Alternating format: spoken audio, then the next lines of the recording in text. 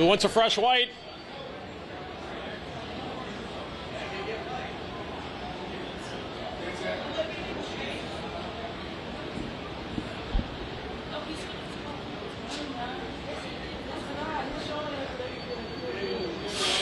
See, yeah, I brought it down manually, 5,500. You good?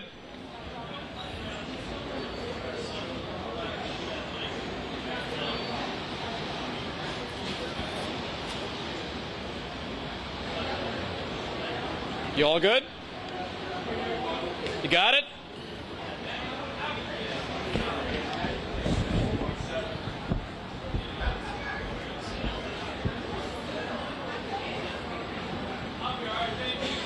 Anybody else?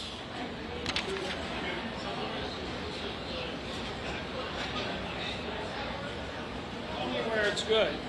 Is it good back here? Is this better?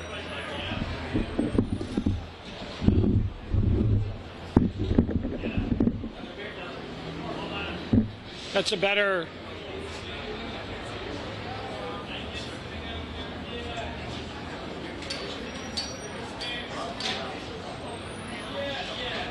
Is that better? How's that? Okay. I'm sorry? Yeah, it'll be fine. Okay, so I'm giving a last audio check here.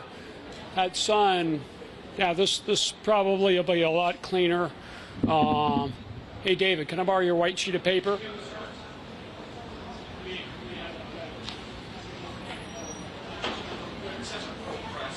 Okay. Haha. Okay.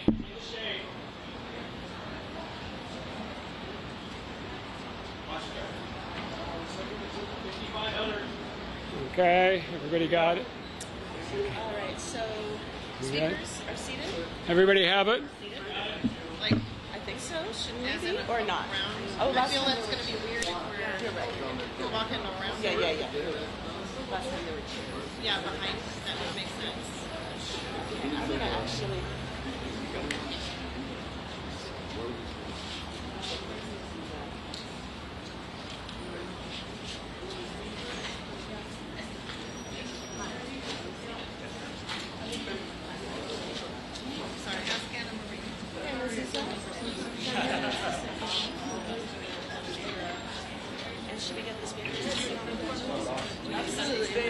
Sounds good.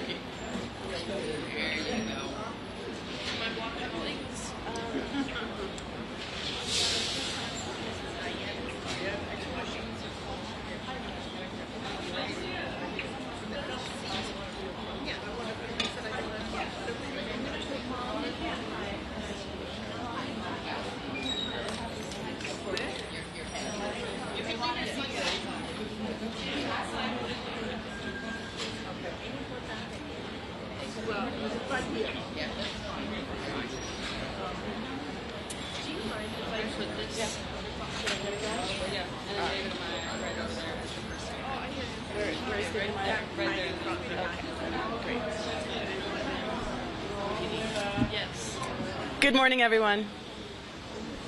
Thank you all for being here today. My name is Anna Maria Baralt.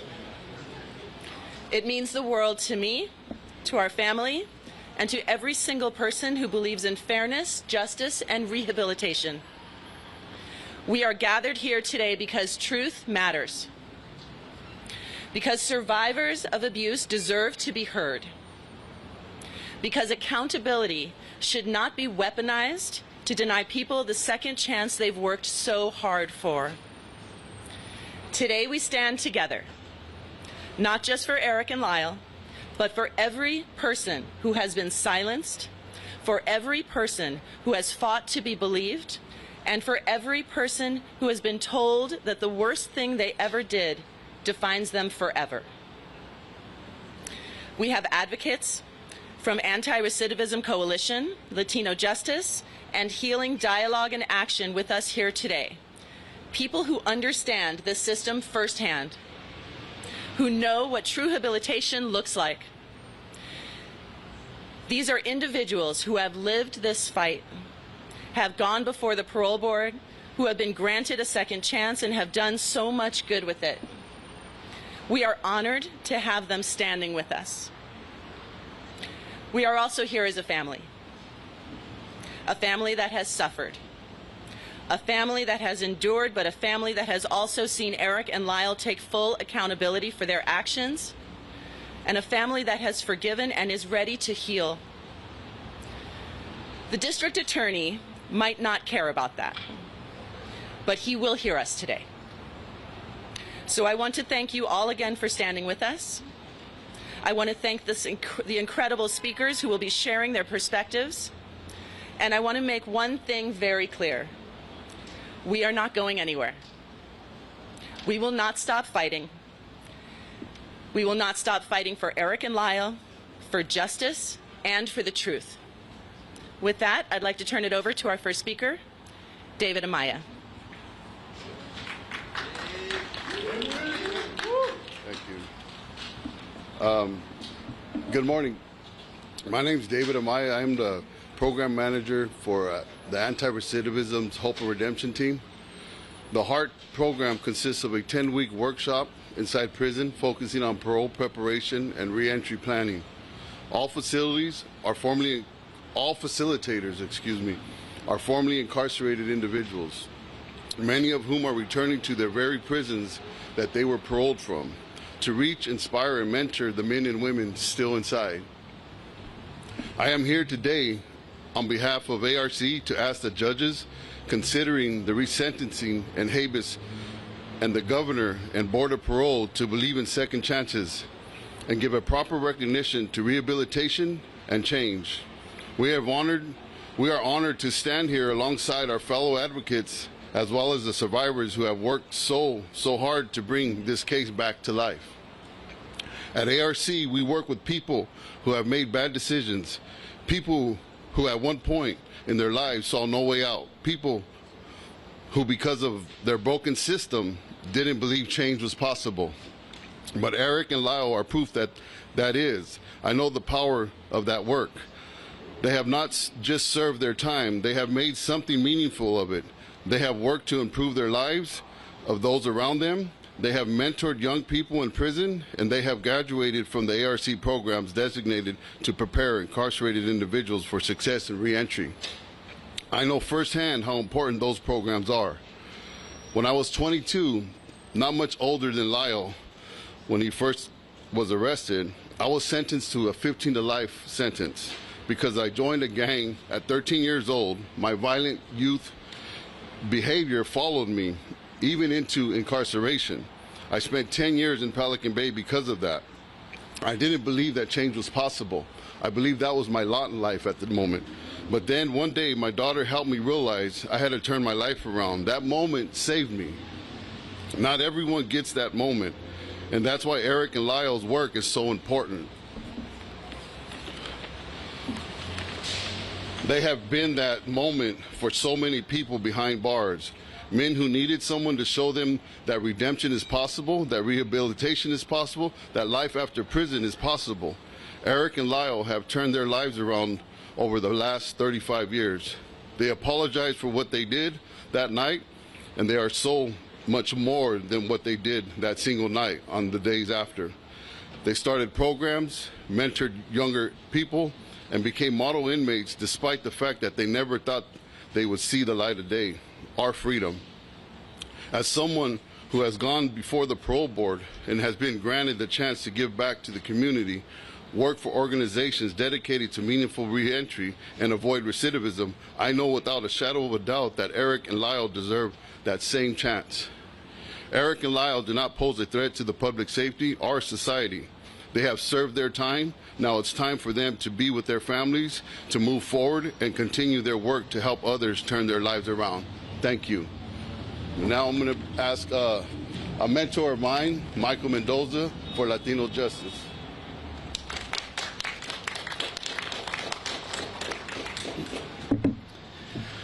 Good morning, everyone.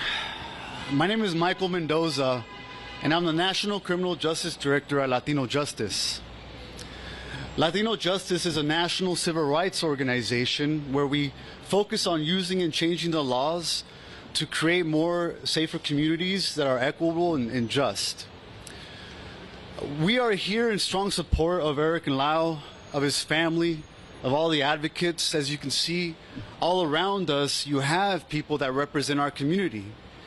You have family members, you have survivors, you have people who are formerly incarcerated, men and women, here to join us today in support of ensuring that people like Erik and Lyle get an opportunity, receive hope, and are able to earn their way home. But I'm not just here in a professional capacity. I'm here because at the age of 15, I unfortunately also committed a crime. When I was tried as an adult and I was given a 15 to life sentence and ended up serving 17 years in adult prisons. And it was during that time where I actually met Lyle Menendez in Tehachapi State Prison. I got to see him do his time. I got to see him stay focused and making sure that he took part in everything he needed to do in terms of rehabilitation programs. And I was proud to know him and who he is today. And the one thing that we really want to emphasize is people like myself, young people, men, women who get involved in the justice system at such a young age, don't just do it because we wake up wanting to commit a crime.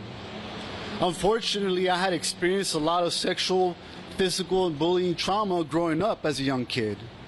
And although it's not an excuse for the actions that I committed, we believe that people should be held accountable, but in humane ways that provide hope. And we are grateful that here in California we have what's called the Youth Offender Parole Board, where they take into account the youthfulness of people who are engaged in the criminal justice system and the belief that we should not give up on our children. We should not give up on young people. We should not throw people away. The sad reality is that when you fill these prisons up with such a hopeless sentence, the rest of the population is really hard to grind towards the goals of wanting to come back home, wanting to be a part of the society and our communities. And so we're here today to ensure and to give a message to DA Hochman. Do not ignore the new evidence. Do not ignore what the family is desiring. Do not ignore what advocates are pleading for. We're not just pleading for a second chance for two individuals. We're pleading for a second chance for those who are being extremely punished without an opportunity to come home. If we really truly want a safer society, we need to give people in prison hope and a meaningful chance to come back to their families. And so I'm very, very grateful here today that you all are here to receive this message, and we hope that the DA listens to everybody here, takes into consideration that true public safety will come through redemption and second chances. So thank you all for coming, and I'm going to now introduce my dear friend and colleague, Javier Starring.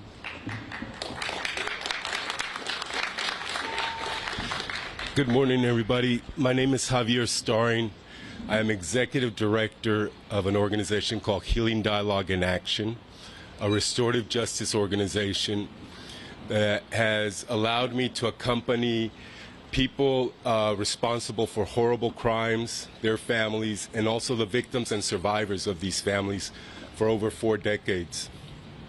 I want to start out by really thanking the family, really thanking you for your strength, for your courage to bring light to a systemic issue that affects all of us. We believe that if crime hurts, justice should help heal. And in many ways, the criminal justice reform efforts have created opportunities for people responsible for the harm to go through a process of healing. I work with some amazing people at Healing Dialogue in Action that similarly were sentenced to life in prison and had to find a way to transform their lives and prove that they are not a risk to society, that on the contrary, that they are coming back to give to society. I've sat with people in prison through this transformation. I've seen that grueling life that they go through of self-reflection and understanding the trauma that they endured and how that plays a role in our actions and how we perceive the world. I've sat in circle with them when they sink in the understanding of all the harm that they cause, that the ripple effect of their actions, and create an incredible amount of empathy and compassion and want to give back to the world.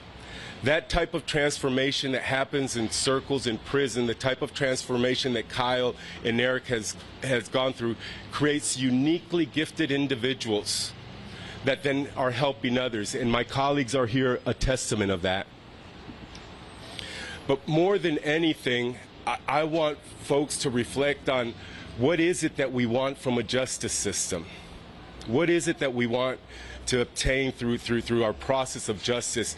And I would hope that we start with thinking first with the victims and survivors, the people that have suffered the harm.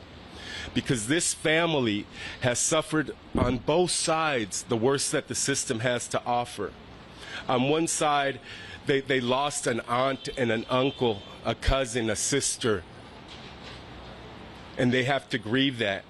And on the other side, they lost cousins that to the system that they have to grieve that as well. And they're going through their process. And they're creating all of this, just pleading that they help them through this process. The system wants their family to be home. I mean, not the system, the family, the survivors want Lyle and Erik to be home so that they can continue their healing journey. The system should at least respond to that basic need after so many years of suffering. Avery, this young girl, 18 years old, she has chosen to study criminal justice because she was born into this experience of being impacted by the system. And after feeling both sides of it, she has been called to study criminal justice with the hopes of creating a better system for all. Mr. DA, Mr. Hochman, please, it's a simple decision. Allow Erik and Lyle to go before the board. Allow them to prove that they are ready to come home. But more than that, listen to this family. Listen to the family. They have suffered enough. Thank you. And Tamara?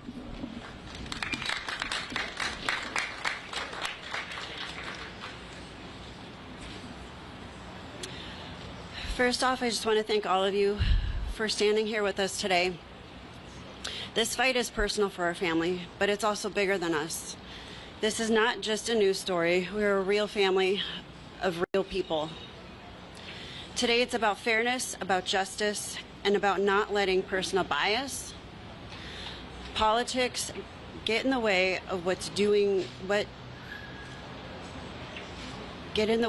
what we need to do and what is right. My grandmother Joan dedicated the last 35 years of her life to advocating for the lives of Erik and Lyle. And we are here to continue that fight for Erik and Lyle and to continue advocating for them. Marcy's Law exists to give us victims' families a voice in the justice process, and yet District Attorney Hochman doesn't seem to want to listen or engage with us. We lost Kitty and Jose, but we also lost Erik and Lyle in this process. We have a unique situation of being multidimensional victims. At every turn, we feel like DA Hochman has dismissed us, ignored us, and quite frankly, treated us like we don't matter. Why? Why does he seem to be making this case so personal? A district attorney is supposed to be fair, impartial, and focused on the law. But Hochman is not acting like a neutral party. He is relegating a case from 35 years ago with the same outdated lens that ignored abuse and trauma and compassion in the first place. And now he's saying that Erik and Lyle are still a danger to society. But to who? Anyone who spends even 5 minutes with Erik and Lyle will tell you that it's just not true. They have dedicated themselves to improving the lives of incarcerated people. They have created programs that support victims of such sexual abuse. They have helped mentor young inmates so they don't reoffend if they have the opportunity to be released. Erik and Lyle have spent 3 decades avoiding the pitfalls created by the justice system that suck people into the toxicity of incarceration.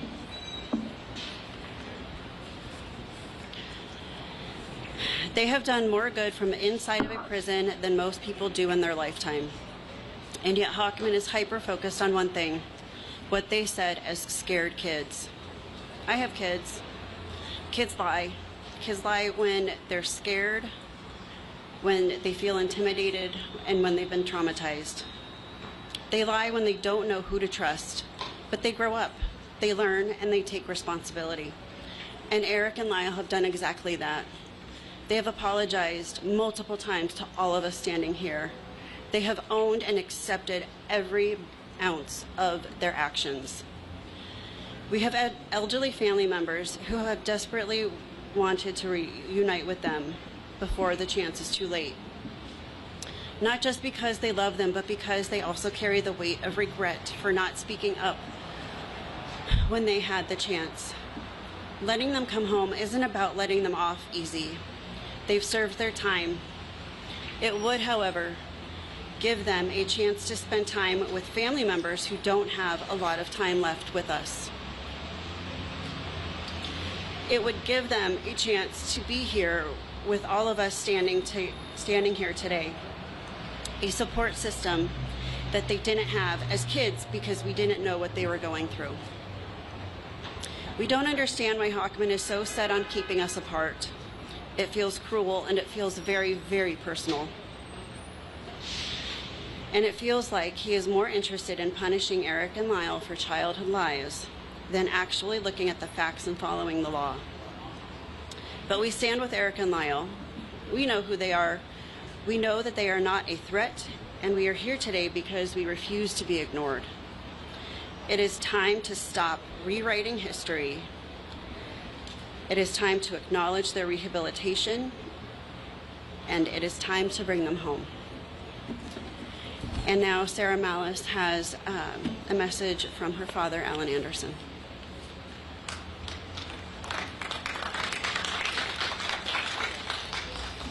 Good morning. My name is Sarah Malice. My father is Brian Allen Anderson Jr., who is Kitty Menendez's nephew, but to Erik and Lyle, he's just their cousin Al.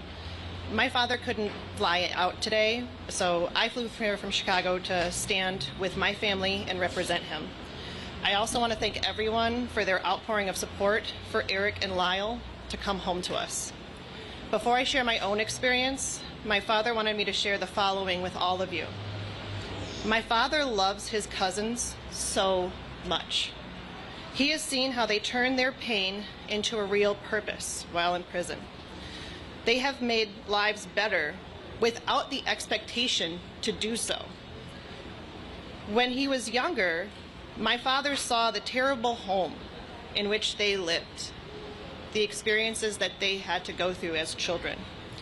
He tried to speak about all of that he knew to his father, but it fell on deaf ears multiple times. Now, he wants everyone to hear his voice loud and clear. He wants the entire criminal justice system to hear him and do something. If my father were here today, he would say very clearly that he loves Erik and Lyle. He forgives Erik and Lyle, like so many relatives from both sides of our family. And he would feel completely safe welcoming Erik and Lyle into his home. I share the same sentiment as my father. As I wrote in a letter to the board of the parole, this case has influenced nearly my entire life. I was 3 when Erik and Lyle were arrested and 10 when they were sentenced to life in prison. I saw my father grapple with the memories of the very real experiences that he had in Kitty and Jose's home. He knew something was wrong, but he couldn't do anything about it. These experiences made him a very protective father, someone who was determined to be there no matter when I needed him as I grew up. But the pain that we feel is still very real. Every documentary, every miniseries, every development is a fresh tear in the wound that my family has tried to heal for 30 years. We want the suffering to end. The only way it does is for Erik and Lyle to come home so they can hug my father, hug me, and hug every person who is standing beside me, and for those who can't make it here today, so that we can move on from this tragedy. I know that Erik and Lyle have taken what most would see as a hopeless life and injected growth, remorse, and love into it. If we, the family, are saying that we want them home, if wardens and correction officers are saying that they would welcome Erik and Lyle as neighbors, if the dozens of people assembled here today are showing up and expressing their support, what else does the system need to hear? So please, listen to us and allow us to bring Erik and Lyle home. Thank you. I'll turn this to Anna Maria. Thank you to all of our speakers. I hope you'll indulge me. I have some more comments to make. First, I just want to take a moment to thank all of you again for being here today. Seeing so many people show up for Erik and Lyle, for truth, for justice, it means everything to us. I've been standing here as their cousin, but more importantly, I am standing here as someone who loves them. I grew up with Erik and Lyle. We swam together. We spent summers canoeing on the lake. We were just kids, laughing, playing, and making memories like any family does. From the outside, it looked like we had this picture-perfect childhood, but looking back now, it is devastating to know that while we were playing games, they were silently suffering. And yet, they kept going. They kept finding ways to be strong, to push through, to survive. But let me be very clear, Erik and Lyle did not survive that house. They walked out of it. But they carried everything with them, the fear, the trauma, the betrayal. That's the reality of abuse. It doesn't end when you leave the house. It stays with you. It controls you. It convinces you that no one will believe you, that you are trapped. And for them, they were. And for 35 years, they have been trapped again. But this time, they did something different. Instead of being defined by their worst moment, they decided to turn their lives around. So let's talk about what Erik and Lyle have done with the last 35 years. Erik has dedicated himself to helping others. He created a hospice program to care for terminally ill inmates, because even behind bars, he believes in compassion and dignity. He started a support group for survivors of abuse inside the prison walls, giving space to men who, like him, spent a lifetime being silenced. He has pursued higher education, earning multiple degrees, and is on track to graduate from UC Irvine.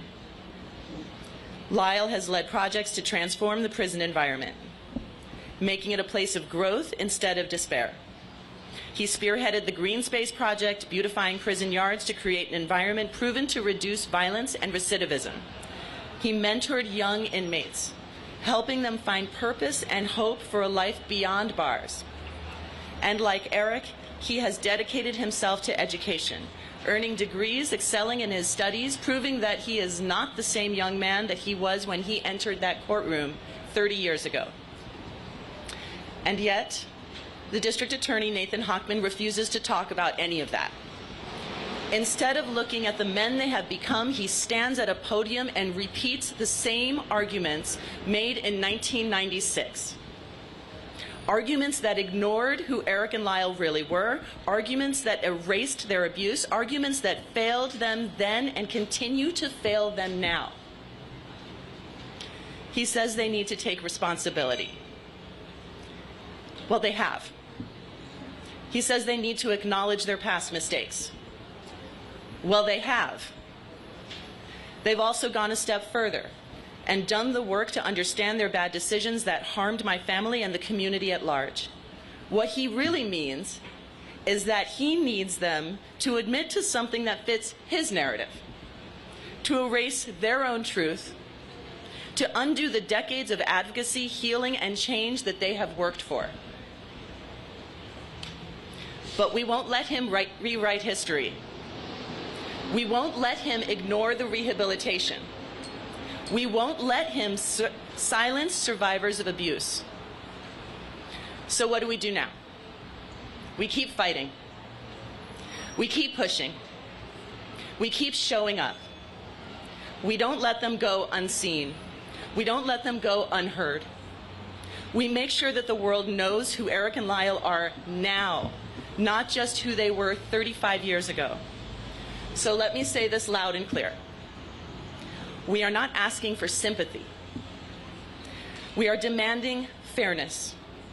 We are demanding that the law be followed. Because whether Hochman likes it or not, California law demands that judges consider the full picture: their youth at the time, the abuse they endured, and the men they have become. This is personal to me. I have watched them grow into men, and I have seen the work that they have done behind bars. And I am telling you right now, there is no justice in keeping them there. If the District Attorney Hochman wants to make this a political issue, we are going to make sure the world is watching. Because we are not backing down. We will not let him erase their abuse. We will not let him ignore the transformation, and we will not let him silence this family. So to everybody standing here today, thank you for showing up, for fighting, for demanding justice. Erik and Lyle are not forgotten. Their story is not over, and we are going to see this fight through until the end. Thank you all for joining me.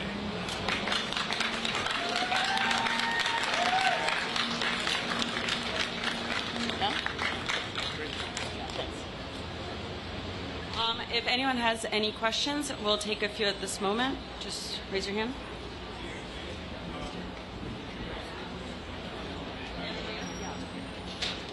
Yep.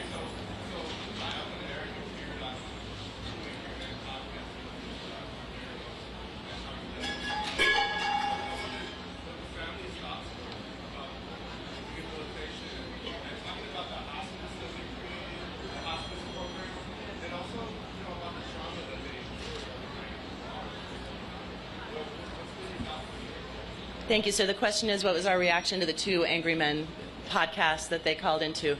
They're amazing, right? Yeah, they really are. I was so happy they did that, because the world really, I can stand up here and tell you about the amazing men that they are, but when you actually hear them and talk, especially when they are talking about the projects that they have done behind bars that they are so incredibly proud of. You know, Erik with the hospice, the question was about his hospice. So he educates other inmates about how empathy and compassion towards the inmates that are disabled, who have issues, so that they can, when they are released, that they can go on to be members of society with empathy, with compassion for the people in their communities. It is stunning. It is stunning. I know I can speak for every member of our family. We were so incredibly proud of them. We are so incredibly proud of them.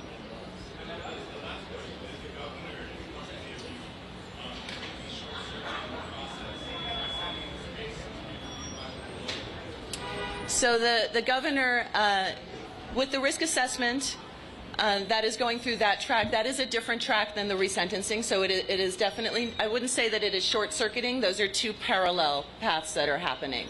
Yeah. Yes, we were contacted almost immediately before he announced it, that he was doing that, with a little bit of the caveat of, okay, don't get us too excited. This is a very rigorous process. But we're starting. Yeah. Given the DA's opposition to resentencing, do you believe the ruling holds now is promising for the governor? No, I don't. So The district attorney did come out publicly and say that he was opposing resentencing. He was going to request to the judge to withdraw the resentencing recommendation. It should be noted that that decision is up to the judge, and that will be made on April 11th. But that is only one track. There are still 3 tracks to their freedom. One is the habeas corpus. The other is the resentencing, which he does play a role in. And then there is the clemency from the governor. And those are 3 completely separate.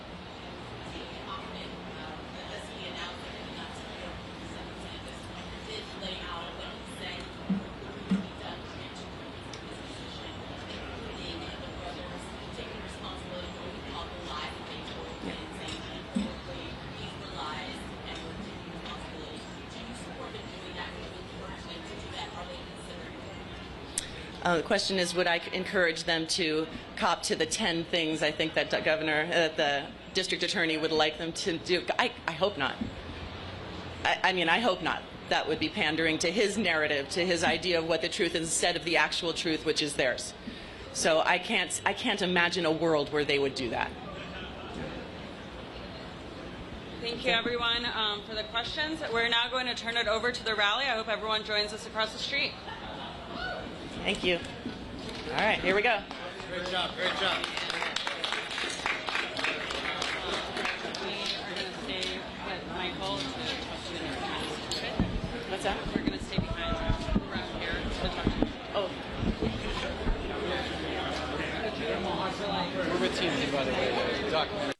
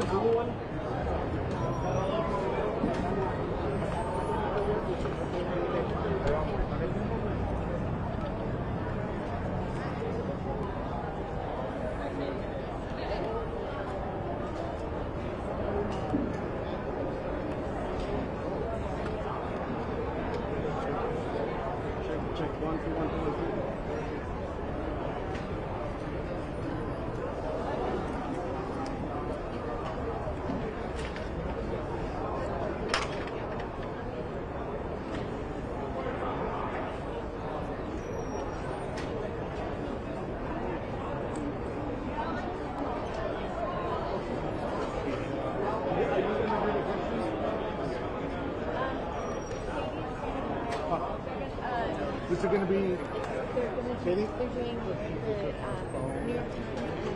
Like at least I'm walking over there. And then we're And then at some point, quarter till, 10 till, we're at the top of the 11. So I got to take us down by the All right.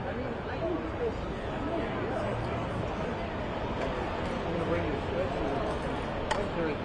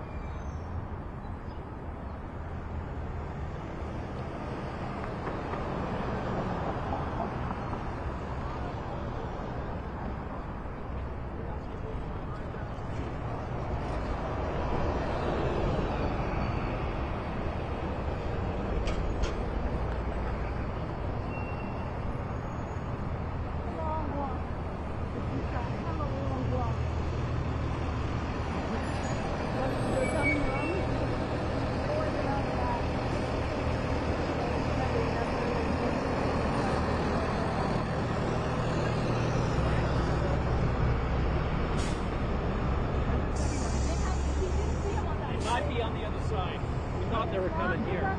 What we think. We don't know for sure.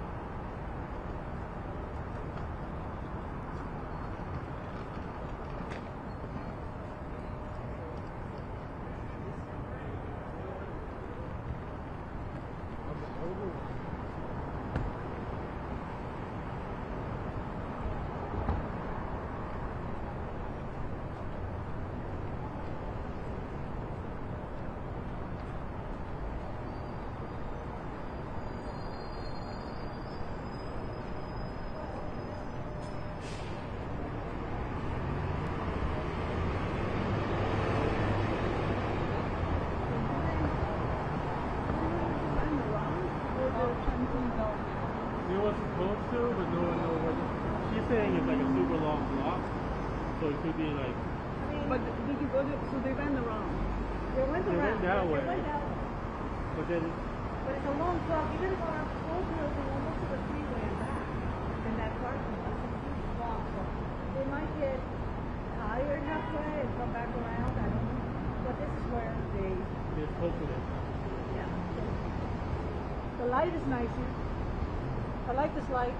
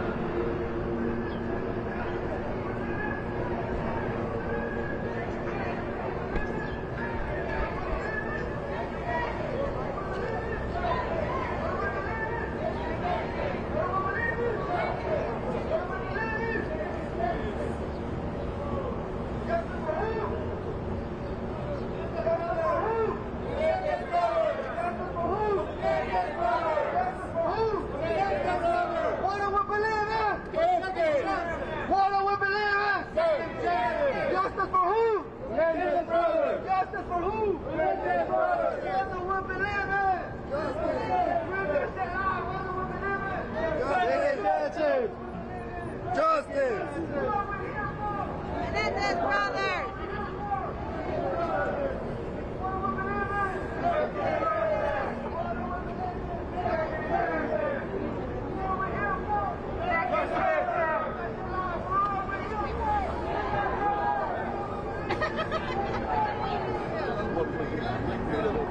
Oh, he's a cute guy.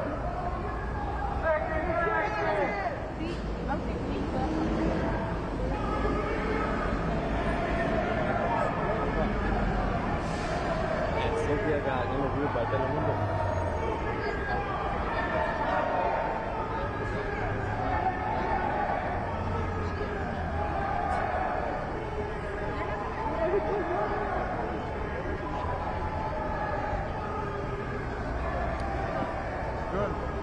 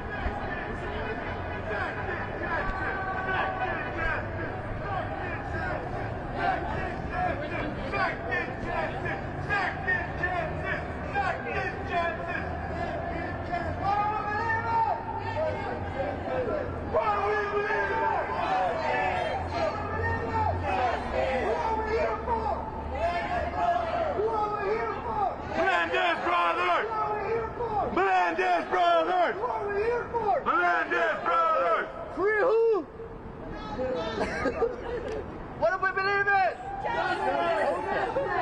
What are we here for? Who deserves a second chance? Who deserves a second chance? Erik and Lyle! Who deserves a second chance? Erik and Lyle! Second justice!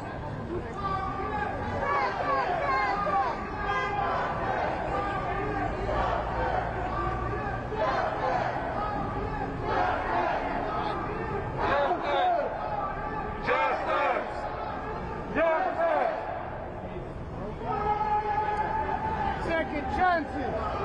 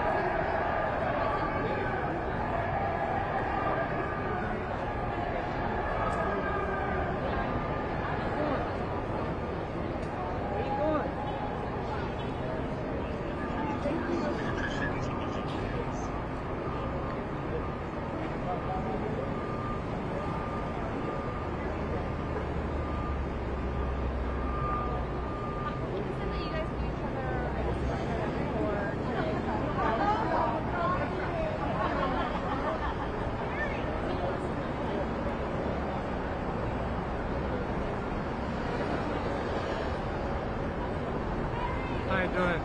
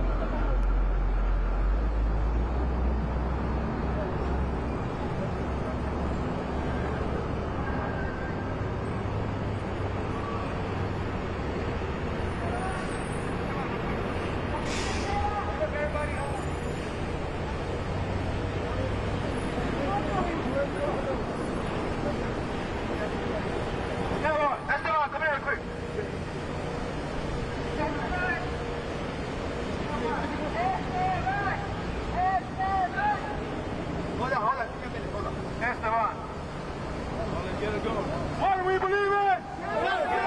Why do we believe it? Who do we want freedom for? Who do we want freedom for?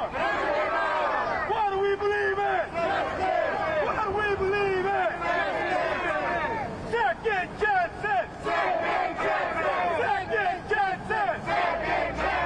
Second chances! Second chances! Who do we want freedom for?